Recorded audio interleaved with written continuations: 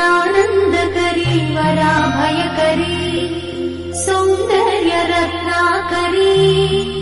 निर्धूताखिल पापनाशनकरी प्रत्यक्ष माहेश्वरी प्राणेयाचलवंश पावनकरी काशीपुराधीश्वरी भिक्षां देहि कृपावलम्बनकरी मातान्नपूर्णेश्वरी माता अन्नपूर्णेश्वरी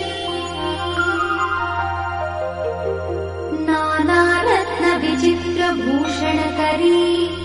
हेमाम्बराडम्बरी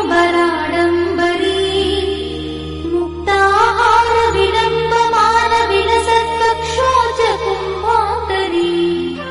काश्मीरागरुवासिताङ्गरुचिरे काशीपुराधीश्वरी भिक्षां देहि कृपावलम्बनकरी मातान्नपूर्णेश्वरी माता अन्नपूर्णेश्वरी योगानन्दकरी रिपुक्षयकरी धर्मैकनिष्ठाकरी चन्द्रात्पादलभासमानलहरी त्रैलोक्यरक्षाकरी सर्वैश्वर्यकरी तपःफलकरी काशीपुराधीश्वरी भिक्षां देहि कृपावलम्बनकरी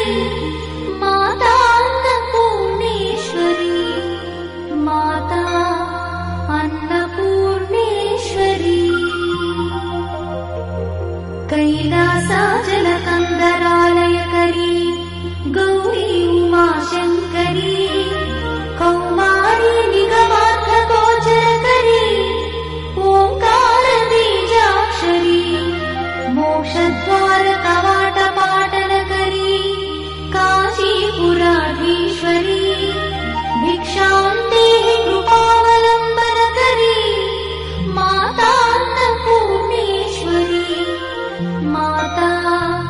अन्नपूर्णेश्वरी दृश्यादृश्यविभूतिपावनकरी ब्रह्माण्डभाण्डोदरी लीलानाटकसूत्रखेलनकरी विज्ञानदीपाङ्कुरी श्रीविश्वेशमनप्रमोदनकरी काशीपुराधीश्वरी भिक्षां देहि कृपावलम्बनकरी मातान्नपूर्णेश्वरी माता अन्नपूर्णेश्वरी आदिक्षान्तसमस्तवर्णनकरी शम्भुप्रिये शङ्करी काश्मीरी त्रिपुरेश्वरी त्रिनयनी विश्वेश्वरी श्रीकरी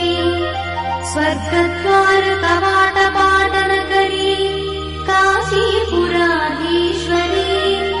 भिक्षां देहि कृपावलम्बनकरी मातान्नपूर्णेश्वरी माता अन्नपूर्णेश्वरी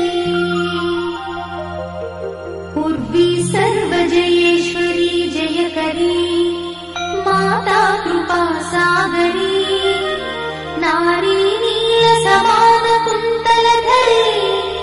नित्यान्नदानेश्वरी साक्षान्मोक्षकरी सदा शुभकरी काशीपुराधीश्वरी भिक्षां देहि कृपावलम्बनकरी मातान्नपूर्णेश्वरी माता अन्नपूर्णेश्वरी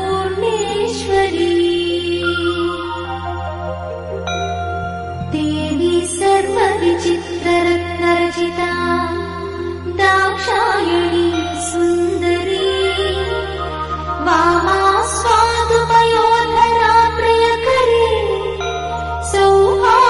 सौभाग्यमाहेश्वरी भक्ताभीष्टकरी दयाशुभकरी काशीपुराधीश्वरी भिक्षां देहि कृपावलम्बनकरी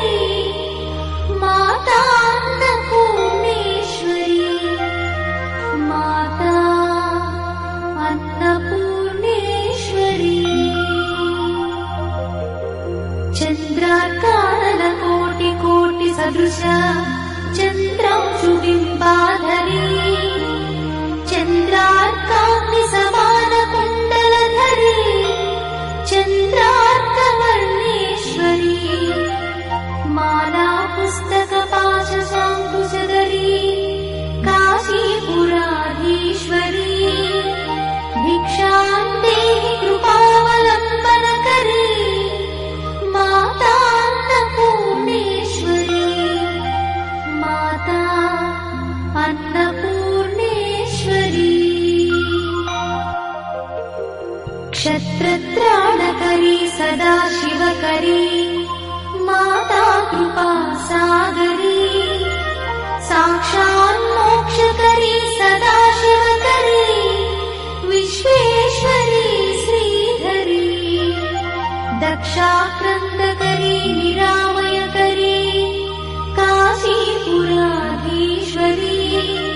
भिक्षां देहि कृपावलम्बनकरी माता अन्नपूर्णेश्वरी माता अन्नपूर्णेश्वरी अन्नपूर्णे सदा पूर्णे शङ्करप्राणवल्लभे ज्ञानवैराग्यसिद्ध्यर्थम् भिक्षां देहि च पार्वती माता च पार्वती देवी पिता देवो महेश्वरः बान्धवा शिवभक्तश्च स्वदेशो भुवनत्रयम् बान्धवा शिवभक्तश्च स्वदेशो भुवनत्रयम् इति श्रीमच्छङ्कर भगवत्पादविरचित अन्नपूर्णा स्तोत्रम् सम्पूर्णम्।